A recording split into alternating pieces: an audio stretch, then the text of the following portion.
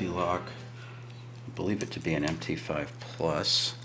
It has the special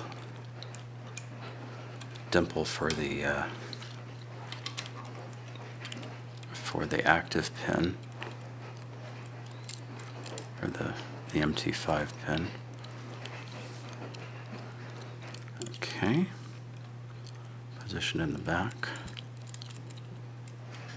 Good. Pin 5.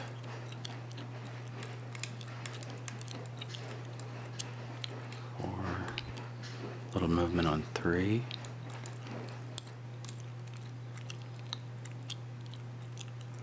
A little bit of set on 2. Here's 1. 1 is acting set. Back to 2 is binding. Get under him.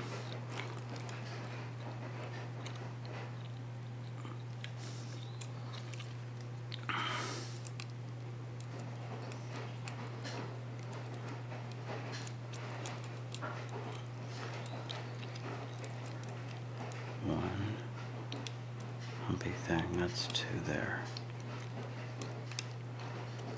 And maybe 2 set. Okay, we've got a binder back here. It felt like movement.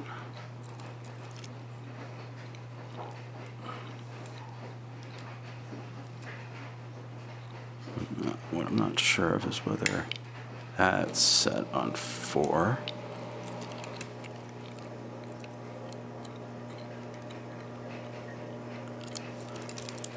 Okay, good.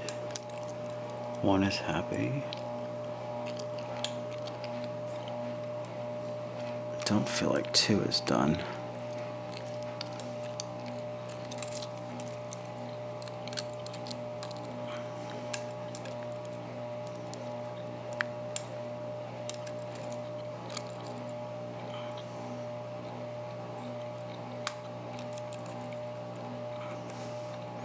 Okay. There's 5. Nope.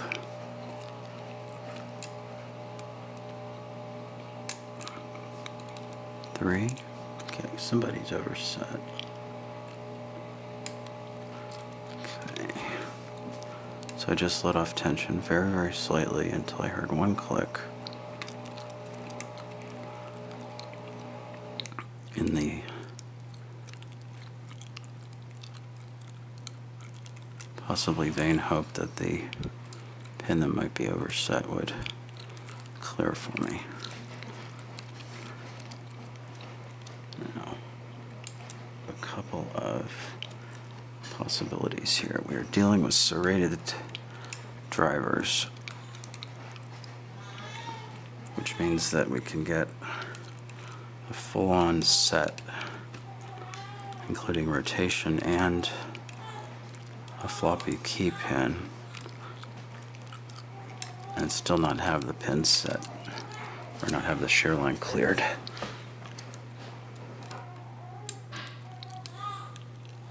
Clever little pins they are.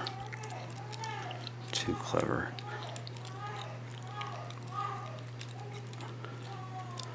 So now the trick is figuring out whether I'm overset or underset on somebody.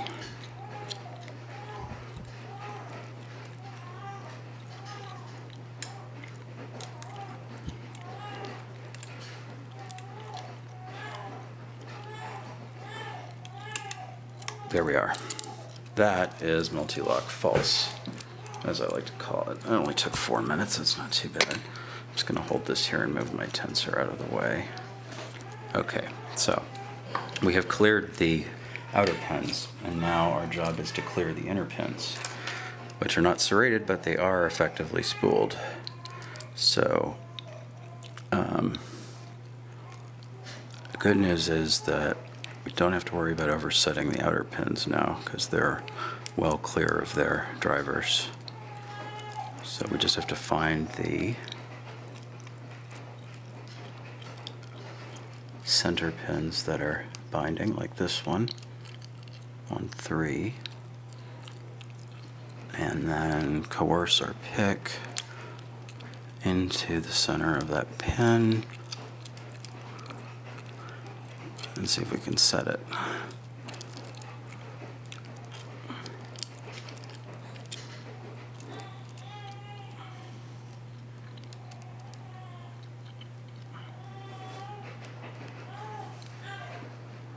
Okay, 4. There it is.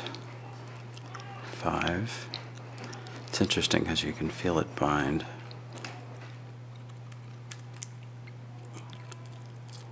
That may have been 4 actually. There it is. And now, so what I'm basically doing is getting under the pin with this funny little pick and then moving in and out until the pick gets sort of stuck in the middle of the, there it is, open. It's stuck inside the coaxial pin and then turn up. So I'll gut it for you since that only took 6 minutes. So we'll zoom out and let's see. I'm gonna tilt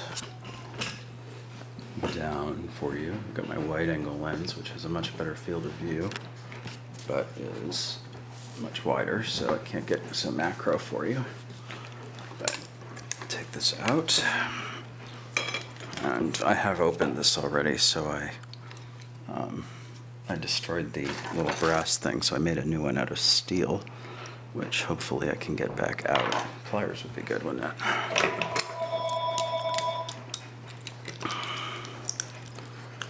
Okay, that's fast.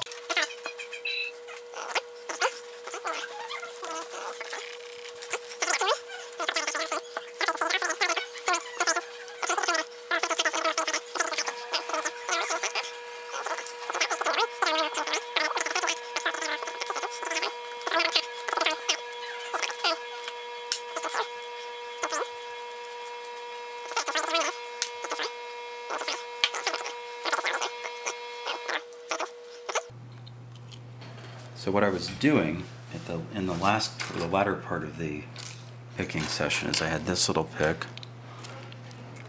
It's part of the sober set. I don't know how well that shows up with this lens, but it has like a little bend in it. So like a little pokey bit. And that gets up inside. You can see that reaches up inside the hole in the middle of the outer pin and lets me get at the inner pin if it's a high set one, which a lot of these are. And that's it. Nothing special about the plug or the Bible, no countermilling or anything like that. So that's it. And for those that are interested, this replacement cover is just a piece of spring steel from a broken pick actually that I filed to the appropriate width and just slides into the little dovetail groove there and tightens up. So probably not the most elegant solution, but it does work, and there's no room for set screws. So anyway, thanks for watching. This is Alex with Mul-T-Lock number 3 or 4, I think. So I think I'm officially a Mul-T-Lock picker. And the sober pick set, which I will do a separate review of. Thanks for watching, have fun, and please keep it legal. Cheers.